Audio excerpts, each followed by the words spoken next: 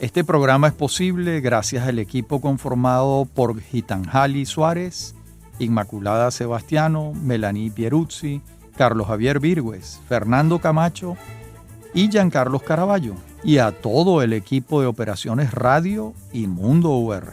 También puedes seguir la transmisión en vivo en mundour.com.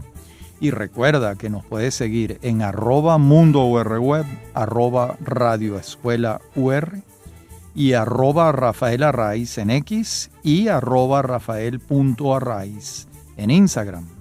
Venezolanos ya está disponible en el canal de YouTube de Unión Radio Cultural.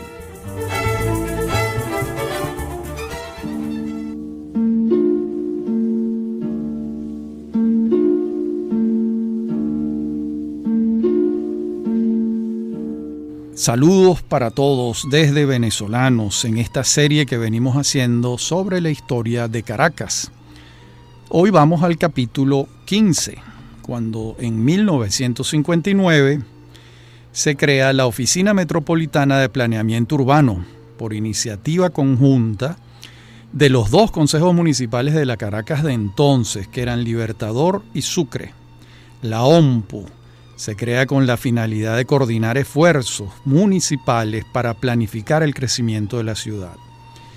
Primero se denominó Oficina Municipal de Planeamiento Urbano y luego Oficina Metropolitana de Planeamiento Urbano. La primera fue la que hizo el Plan General Urbano de 1970 a 1990, que con sus dificultades de implementación fue un plan de prevención del crecimiento de la ciudad. La segunda OMPU es fruto del mismo acuerdo entre ambos consejos municipales, pero surge en 1972 y es la que cambia su denominación a metropolitana, fruto de la ordenanza conjunta llamada Ordenanza de Ordenación Urbana del Área Metropolitana, refrendada por ambos consejos. Y luego, a partir de la Ley de Descentralización Política y Administrativa de 1989, la elección directa de alcaldes y la división del municipio Sucre en 4 municipios, la OMPU desaparece y la planificación urbana la asume una oficina específica de cada municipio. Muchos resienten la pérdida de esta oficina de coordinación municipal que ciertamente cumplía en buena medida sus funciones y sus objetivos. Y llegamos a 1961, cuando se construye la autopista de Prados del Este. Recordemos lo siguiente: en 1953, el arquitecto Jorge Romero está drenando la ciénaga de la zona para trazar las calles y avenidas de la urbanización Prados del Este, cercana a la urbanización campestre Los Campitos, que era de 1955. Pero habrá de esperar a que se construya en 1961 la autopista que parte de Las Mercedes y llega a la redoma de Prados del Este para su pleno desarrollo. Antes se llegaba por la carreterita, por una carretera muy precaria. Y años después, enlazando con la avenida principal de esta urbanización de grandes dimensiones, la que tuvo y todavía tiene unos chaguaramos, se construyeron Alto Prado y Manzanares. Y en 1973 se continuó la autopista hasta la Trinidad, con los túneles y el distribuidor de Prados del Este. Por su parte, la autopista ha sido ensanchada en 2 oportunidades. Y además del distribuidor de Prados del Este, tiene otro menor en tamaño, que es el de Los Campitos, y otro en la urbanización Santa Fe. Es una arteria vial muy importante, obviamente. ¿Por qué? Porque permitió el desarrollo urbanístico de todo el sector sureste de Caracas y se conurbó con la Trinidad, el pueblo de Latillo y las urbanizaciones La Lagunita, Lomas de la Lagunita, Caicaguana y Villanueva. También de 1961 es el distribuidor El Pulpo. Hemos dicho antes que la autopista del Este, que era como se llamaba, estaba concluida hasta la California en 1955. Y la autopista Valle-Coche para 1961 también estaba terminada. Entonces faltaba un distribuidor que enlazara estas dos autopistas. Ese es el distribuidor El Pulpo. Comenzó a construirse en 1958 y se inauguró en 1961. Para entonces los niveles de dificultad ingenieril condujeron a que el trabajo tomara 3 años de construcción. Es un distribuidor esencial ya que une el este, el oeste y el sur de la ciudad y permite la conexión con la ARC y la carretera panamericana. El diseño vial de la obra, más no la ejecución, fue tarea de Urbisa, la empresa llamada Urbanismo y Vialidad del ingeniero vial Antonio Vincentelli Luca. La planificó El Pulpo en 1958. Y en el año 61 empieza a pensarse en la urbanización Caricuao. Esto lo explica con claridad Leopoldo Martínez Olavarría en conversación con Juan José Martín Frechilla, en la obra varias veces citada. La idea original de Caricuao fue de Alejandro Oropesa Castillo, entonces presidente del Banco Obrero, en 1946, quien se proponía comprar los terrenos de Caricuao para construir una zona industrial. El proyecto no prosperó, pero sí se compraron los terrenos. ¿A quiénes? A los descendientes de Manuel Antonio Matos, el general Matos, que fue además fundador del Banco de Venezuela y del Banco Caracas. Y concluido el trienio Adeco, que va del 45 al 48, la hacienda ya era propiedad del Banco Obrero. Y durante la década militar, entre el 48 y el 58, se pensó en construir una urbanización denominada Gran Urbanización Venezuela. Pero el énfasis estuvo puesto en la urbanización 2 de diciembre, hoy en día urbanización 23 de enero, y no estaban pensando en los lejanos terrenos de Caricuao. Cuando Betancur es electo en 1958 y gobierna a partir de 1959, se activó de nuevo el proyecto de una urbanización popular. Los primeros trazados urbanos son de 1961. Incluso algunos edificios se construyeron entre 1962 y 63, pero la mayor parte de la urbanización se construirá en el quinquenio de Raúl Leoni, entre el 64 y el 69, y concluirá el año de 1970, durante el primer gobierno de Rafael Caldera, el que va del año 69 al año 74. Bien, y llegamos al Censo Nacional de 1961.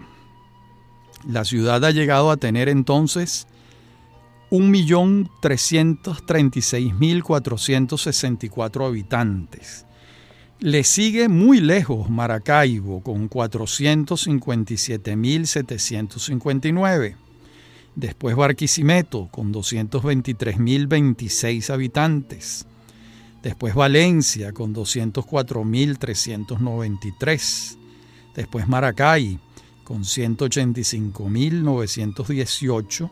Y después el eje Barcelona-Puerto La Cruz con 129.059. Como vemos, en la actualidad la diferencia entre Caracas y las ciudades que le siguen se ha reducido muchísimo. Es decir, Caracas hoy en día no triplica a Maracaibo, ni de lejos, ni siquiera la duplica. Lo que señala algo que ha venido ocurriendo desde entonces: el crecimiento en términos proporcionales de 3 ciudades, Maracaibo, Valencia y Ciudad Guayana, fundada en 1961. Y en las cifras confiables del profesor Marco Negrón, tomadas de los censos oficiales y de la O6, podemos advertir el crecimiento de la ciudad. Vamos a repetirlas, que es interesante para todos. En 1936, Caracas tiene 258.513 habitantes. En 1941 tiene 354.138 habitantes. En 1950, aquí hay un brinco grande, tiene 693.896 habitantes. Y en 1961, lo que dijimos antes, 1.336.464 habitantes. En apenas 11 años, es decir, entre 1950 y 1961, la ciudad duplicó su población. Y en apenas 25 años, es decir, entre 1936 y 1961, la ciudad sextuplicó su población. Bien, en la próxima parte del programa continuamos con nuestra historia de Caracas. Ya regresamos.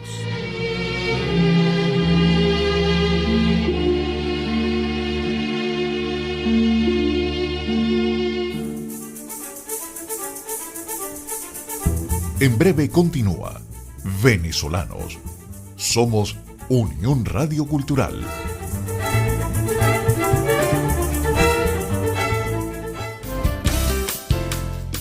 Estás escuchando Unión Radio Cultural. Este y otros programas de Venezolanos los puedes oír en formato podcast a través de Anchor.fm. Para alguna sugerencia sobre este espacio, pueden escribirnos al correo rafaelarraiz@hotmail.com. Somos Unión Radio Cultural.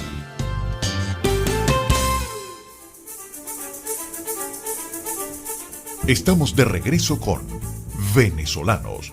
Somos Unión Radio Cultural.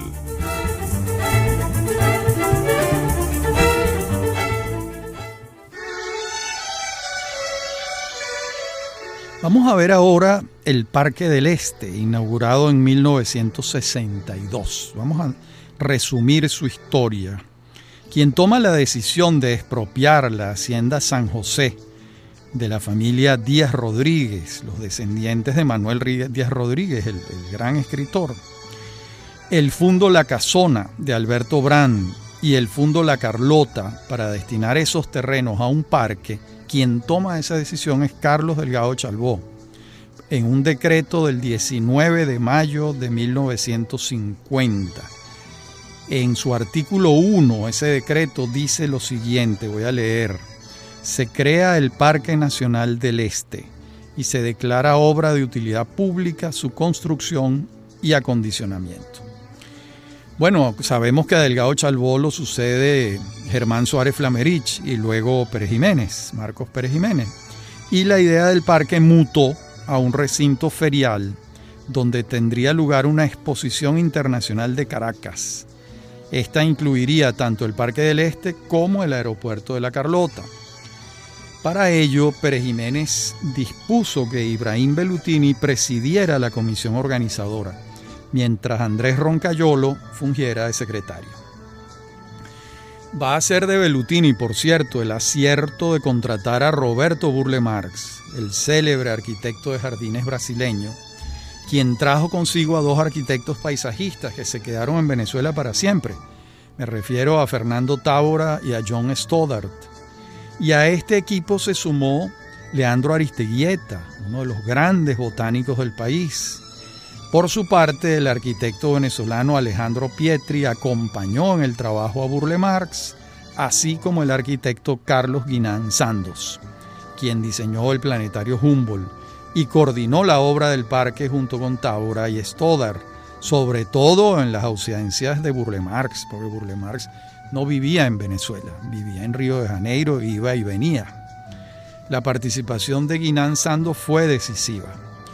Bueno, y todo esto lo sabemos gracias al libro que publicó el Fondo de Valores Inmobiliarios, Imágenes de una Historia, un proyecto que continúa, Parque del Este, de la historiadora Verónica Fraiz.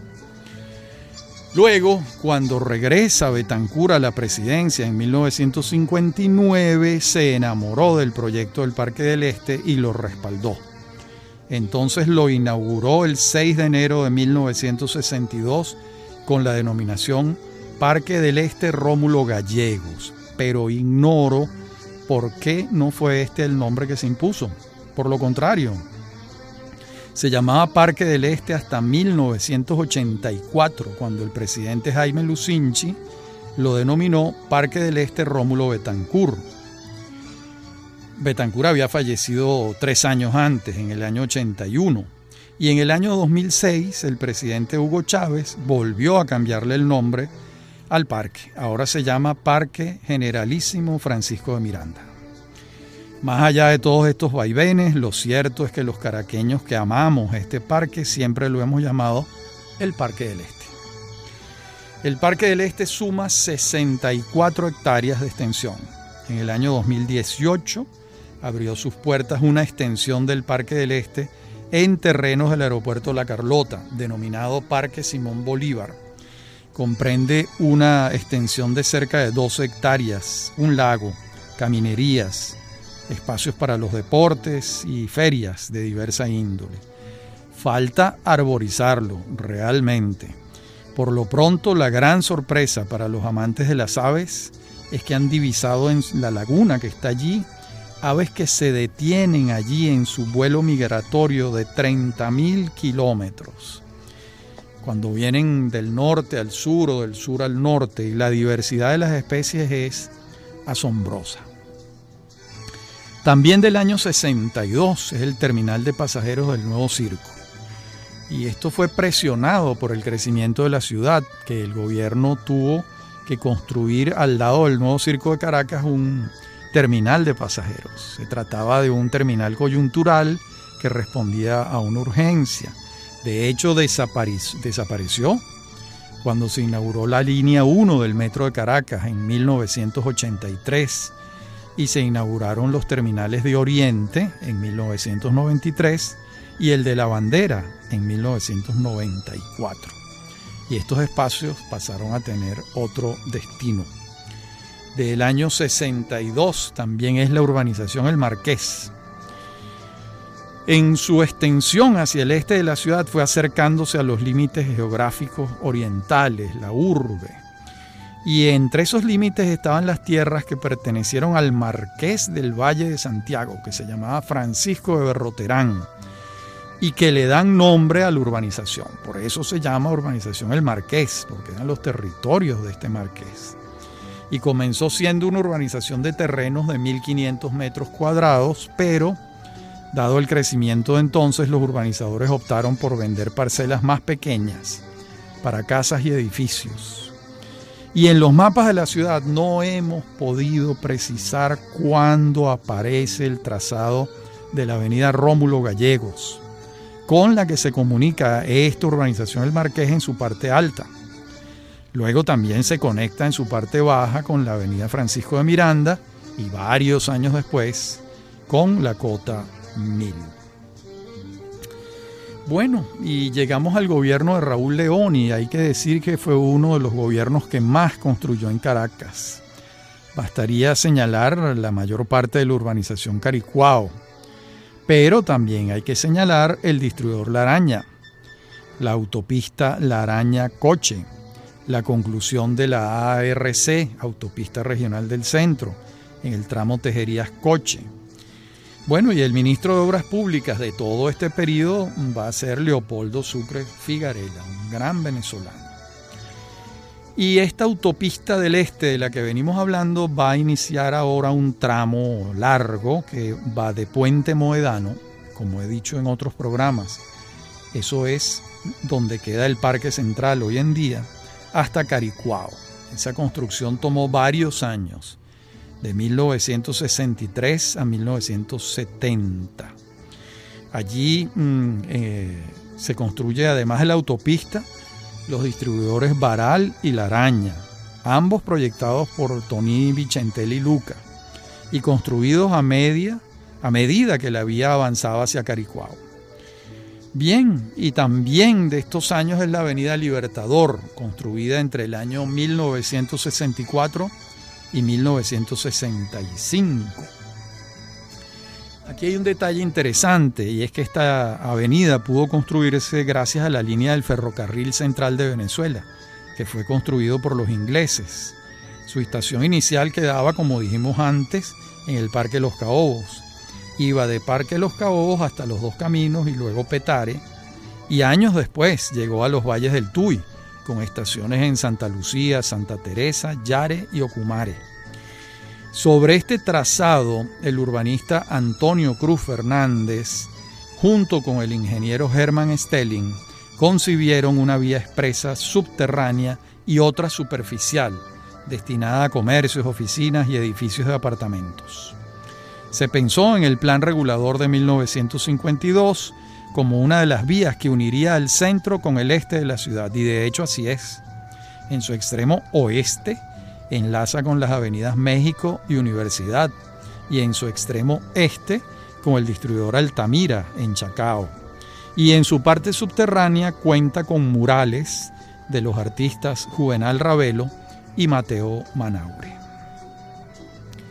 El Banco Obrero en 1964 y en 1965 va a construir casas en el Cafetal y en la Trinidad. Esa labor constructora del Banco Obrero se expresó en zonas del este de la ciudad, cuando se construyeron 524 casas en el Cafetal. Estaban destinadas a la clase media y buscaban contribuir con la necesidad de viviendas de este sector de la población. Bueno, y de manera análoga, el Banco Obrero construyó 320 apartamentos en la Trinidad. Y como les dije antes, en el año 64 se concluye el tramo Coche-Las Tejerías de la ARC. Este tramo fue el más complejo de construir, ya que supuso hallar la ruta entre las montañas. Recordemos que la autopista se construyó partiendo de Valencia, y de hecho el tramo Valencia-Las Tejerías se inauguró en 1957 y el viaducto de la Cabrera en 1960. Y también vamos a tener en el año 65 un conjunto de viviendas en Coche construidas por el Banco Obrero, diseñadas por el arquitecto Dante Sabino. Edificios de 14 pisos, otros de 4 y 9 pisos. Allí viven 1.150 familias que cuentan con servicios educativos, comerciales, 300 puestos de estacionamiento. Muy cerca queda el mercado de Coche, uno de los más importantes de la ciudad. Y en 1965, la Universidad Católica Andrés Bello estrena su nueva sede. La universidad fue fundada el 24 de octubre de 1953 y pasaron 12 años para que pudiera construir su nueva sede. Entre el 53 y el 65 quedaba en la esquina de Jesuitas, al lado del Banco Central de Venezuela. La Compañía de Jesús recibió una donación de la familia Folmer en Montalbán, y allí construyeron la universidad, que abrió puertas con diseño arquitectónico de Julio Volante, el arquitecto. Los edificios más recientes son obra de los arquitectos Francisco Pimentel y Oscar Capielo. Y se ha convertido esta sede en un centro cultural importantísimo para el oeste de la ciudad. En la próxima parte del programa seguiremos hablando de estas construcciones, entre otras la nueva sede del Banco Central de Venezuela en 1965 en la esquina de Carmelitas. Esta sede es diseño del arquitecto Tomás Sanabria. Bueno, primero se construyó su edificio administrativo y luego la torre financiera, que veremos en la próxima parte del programa. Veníamos hablando de la nueva sede del Banco Central de Venezuela.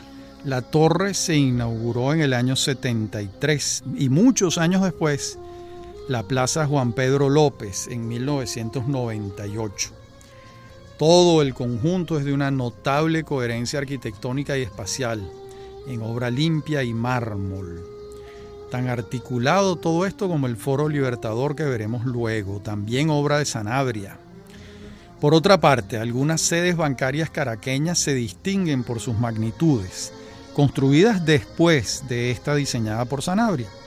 Nos referimos a la Torre Mercantil de 1984, del arquitecto Manuel Fuentes, a la Torre Provincial en San Bernardino, también de 1984, diseño de Gustavo Machado, John Machado y Félix Paván.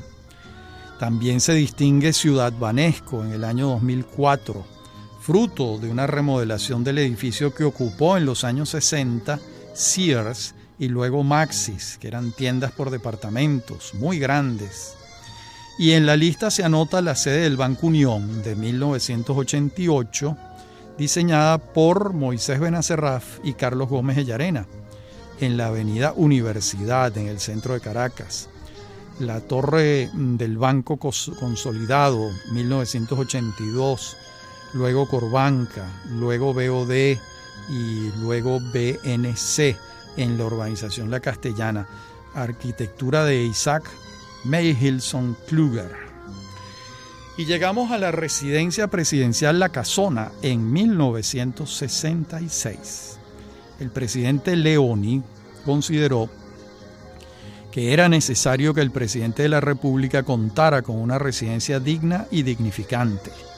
Por ello, el gobierno compró en 1964, a través del Centro Simón Bolívar, una pequeña hacienda llamada La Pastora, perteneciente a Alfredo Brand, ubicada entre las urbanizaciones Santa Cecilia y La Carlota, con cerca de 50.000 metros cuadrados. Son 5 hectáreas. De la casa original de la hacienda quedaba poco, por ello prácticamente se construyó una nueva casa, siguiendo las pautas de la arquitectura colonial venezolana de hacienda, grandes pasillos techados, tejas y jardines tropicales. En 1966 la familia Leoni se mudó a La Casona, con 6.000 metros cuadrados de construcción y un pequeño cuartel para la Guardia de Honor del presidente de la República.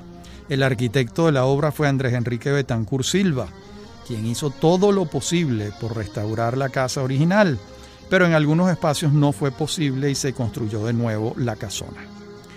Además es un museo de arte venezolano importante. Hoy en día no es utilizada como residencia presidencial y se usa como casa cultural Aquiles Nazoa, que es como se denomina. Durante muchos años fue un símbolo amable del poder político y un espacio amplio y venezolano de encuentro en aquel lugar. La Cota 1000, San Bernardino, La Castellana. Esta es la primera etapa. Se construye entre 1966 y 1969 durante el gobierno de Raúl Leoni. Ese tramo que va de San Bernardino a La Castellana. Recordemos que el total de esta vía expresa suma 14 kilómetros, bordeando las faldas del Cerro Ávila y con varios distribuidores pequeños. ¿Dónde están estos distribuidores? San Bernardino, Mari Pérez, La Florida, La Castellana, Altamira, Cebucán, Boledita, El Marqués y el último, el distribuidor metropolitano. En 1967, el 29 de julio a las 8 de la noche, Caracas fue estremecida por un terremoto que dejó un saldo de 236 muertos y 2.000 heridos. Las zonas más afectadas fueron Altamira y Los Palos Grandes. Hoy en día se sabe que esta zona es aluvional, es decir, que entre la roca y la superficie hay cerca de 200 metros de tierra que ha sido producto de deslaves del Cerro Ávila en tiempos imprecisables. Eso no quiere decir que ahí no se pueda construir, sí se puede, pero con normas sísmicas. Los terremotos registrados desde que se fundó la ciudad de Caracas son el de 1641, el de 1766, el de 1812, hasta ahora el que mayores daños ha producido, el de 1900 y el de 1967. En todos los casos trajo un trauma importante en la sociedad caraqueña. Además, los daños en el litoral fueron cuantiosos, sobre todo en la zona de Caraballeda. Bien, y vayamos al distribuidor La Araña, inaugurado en 1968. Los primeros croquis son del año 59. Se tardó bastante construir este distribuidor, que es el más grande y el más complejo de toda Venezuela y con certeza de la ciudad de Caracas. Como dijimos antes, conecta la autopista Caracas-La Guaira con la autopista Francisco Fajardo y a ambas con la autopista La Araña-Coche y la ARC con el centro del país. Y también conecta con la autopista que va a Caricuao. De modo que, bueno, es muy, muy importante. La autopista La Araña-Coche, por cierto, tiene 2 túneles que comunican a El Valle con el cementerio de 1.200 metros de longitud. Tienen también los túneles, son los túneles del Paraíso. Y hay otros que tienen 720 metros de longitud. Todo esto lo inauguró el presidente Leoni en el último año de su gobierno, en 1968.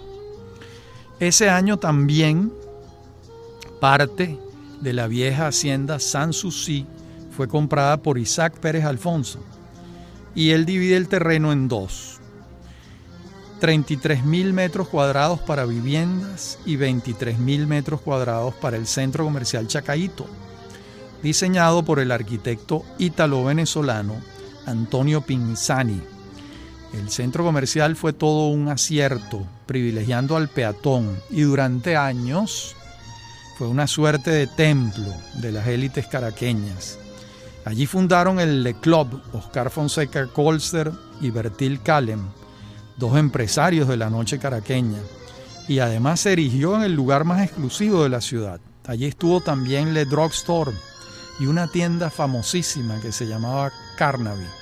Todos estos del mundo pop de los años 60 y 70.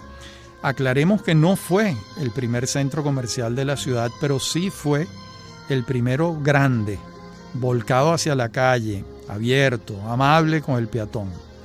Y se convirtió de inmediato en un epicentro para los caraqueños. Y el conjunto residencial Sanssouci, que es del año 68 también, es probablemente el conjunto de apartamentos más grande construido por empresarios privados.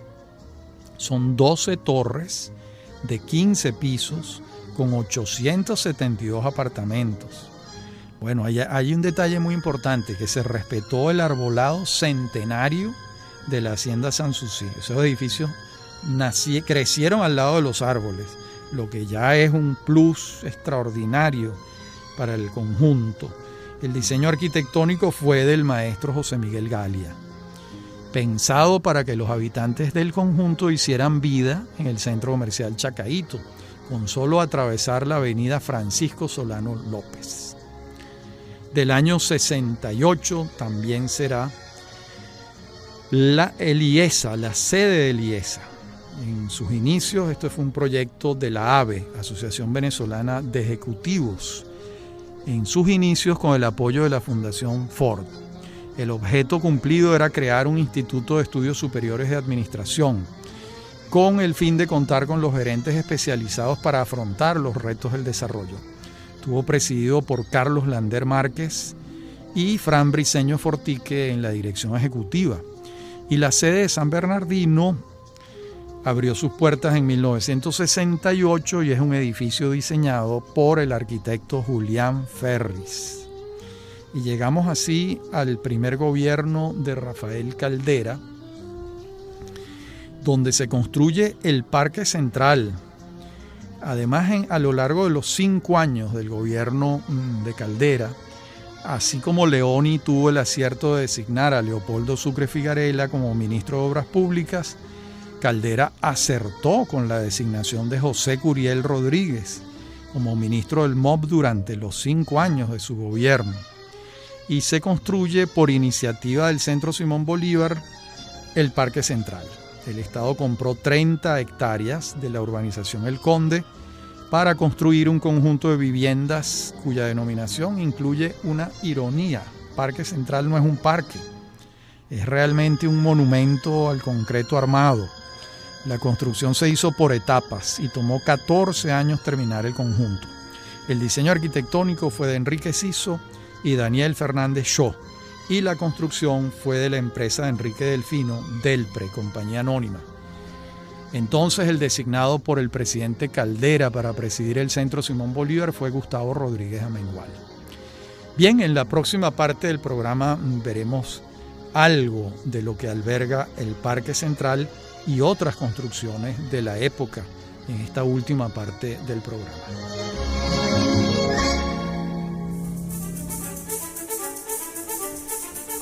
En breve continúa Venezolanos.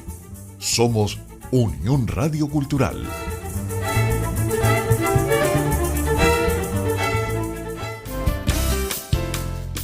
Estás escuchando Unión Radio Cultural.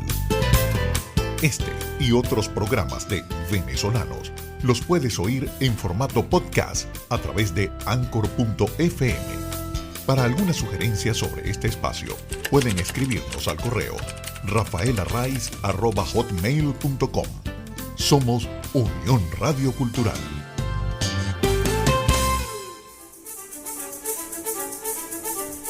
Estamos de regreso con Venezolanos. Somos Unión Radio Cultural.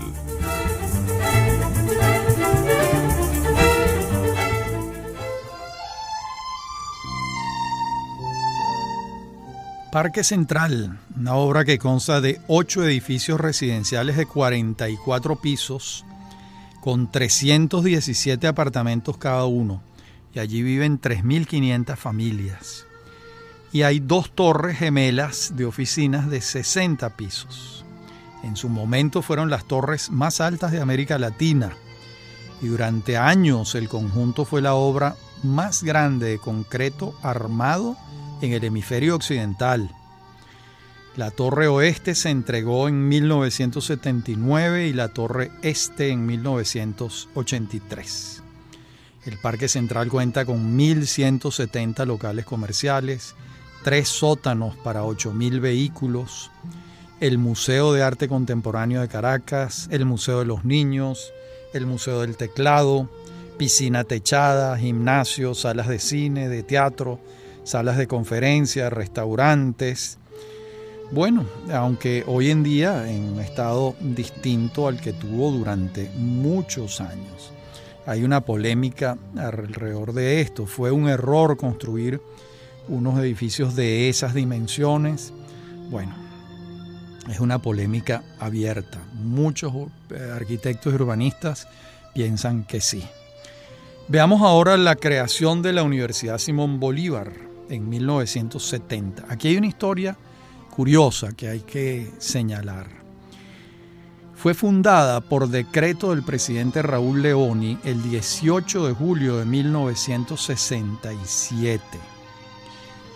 Después de que una comisión designada por su gobierno recomendara la creación de la Universidad de Caracas, que fue como se llamó originalmente. El 30 de diciembre del 68, Leoni designa a sus primeras autoridades.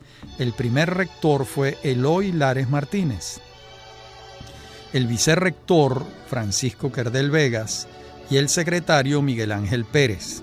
Luego, una vez que asumió la presidencia de la República Rafael Caldera, se presentó una enconada polémica por la denominación de la universidad.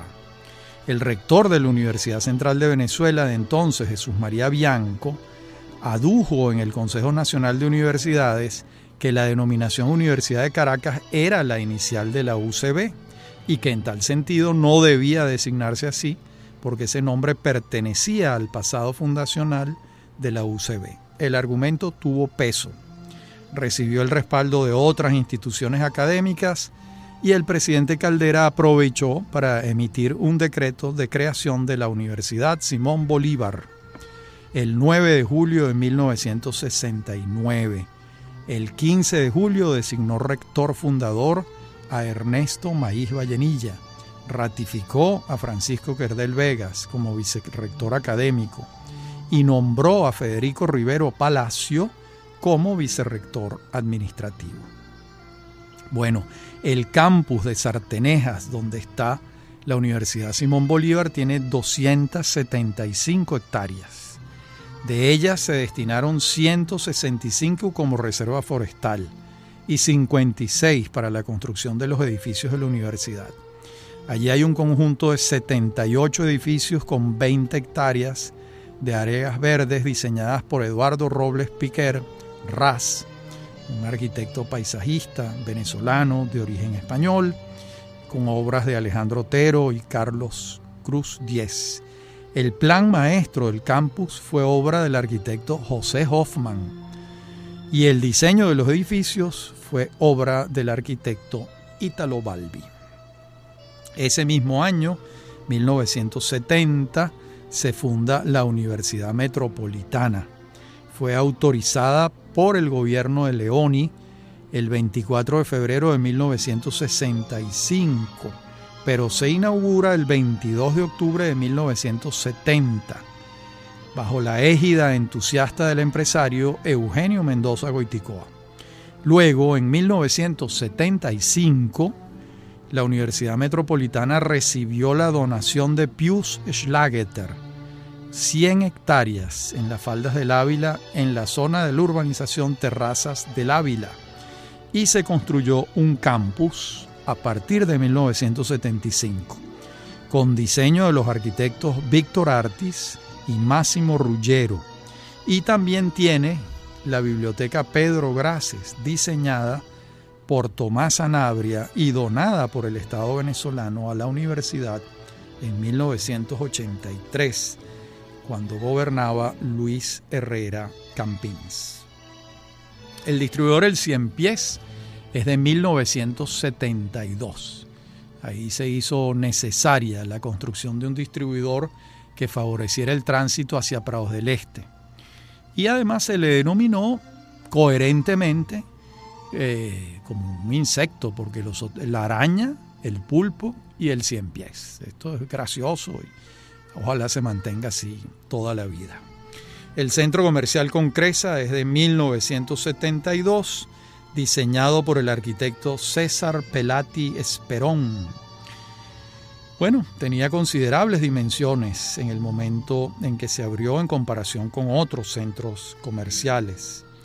Y el tramo de la autopista Francisco Fajardo entre la California y la Urbina se construyó entre 1972 y 1974. Y además conectó con la Cota 1000 y con la futura autopista Petare-Guarenas, que ya estaba en estudio en aquel momento. Entre 1972 y 1982 se construyeron las urbanizaciones Santa Fe Norte y Santa Fe Sur, La Alameda y Colinas de Vallarriba. Esta urbanización fue promovida por un grupo de médicos, por eso tiene el acierto de que muchas de las calles llevan nombres en homenaje a grandes médicos venezolanos. Bueno, luego se construyó la Alameda y después el centro comercial Santa Fe, y después enlazó con Colinas de Vallarriba, y esta a su vez enlazó con Colinas de Bellomonte y a su vez con Lomas de las Mercedes. Y en Colinas de Vallarriba están dos colegios muy valorados en Caracas, la Academia Washington y el Colegio Jefferson, al igual que está el VAC, Vallarriba Athletic Center, creado en 1998, es uno de los clubes urbanos de la ciudad. Hagamos un recuento de los clubes que tiene la ciudad de Caracas en este momento. El Altamira Tenis Club se funda en 1946, el Centro Ítalo Venezolano en 1971. El antiguo Club Paraíso se convirtió en el Hogar Canario La sede del Club Paraíso fue construida en 1924 y pasó a ser el Hogar Canario en 1970. La Hermandad Gallega, entre las avenidas Andrés Bello y Mari Pérez, antes era el Club Casablanca. En 1946 se fundó el Club Casablanca y pasó a ser la Hermandad Gallega en 1961. El Centro Portugués en Macaracuay se construyó en 1973. El Centro Vasco en El Paraíso en 1950. El Centro Catalán en Los Palos Grandes, que fue primero el Club Los Palos Grandes, se creó en 1933 y luego pasa a ser el Centro Catalán en 1963. Está también el Centro Asturiano en Baruta en 1971. El Caracas Sport Club en El Peñón es de 1951. El Magnum City Club en la autopista de Prados del Este es de 1998. El Caracas Theater Club en San Román es de 1950. El Club Táchira es de 1955. El Caracas Racquet Club es de la década de los años 80, pero me ha sido imposible precisar el año. El Club Hípico de Caracas es de 1947. El Club Líbano Venezolano es de los años 70, fecha imprecisable. Y por último, el Club Hebraica de los años 70, con fecha imprecisable también. Y hasta aquí hemos llegado hoy en este recorrido por la historia de Caracas. En nuestro próximo programa lo iniciaremos con los clubes que nos faltan, por supuesto, que son los clubes de golf, que también tiene la ciudad dentro de la ciudad y en las afueras. Y veremos también el segundo piso de la autopista del Este y la Cota 1000 en su avance. Como siempre, ha sido un gran placer hablar para ustedes. Hasta nuestro próximo encuentro.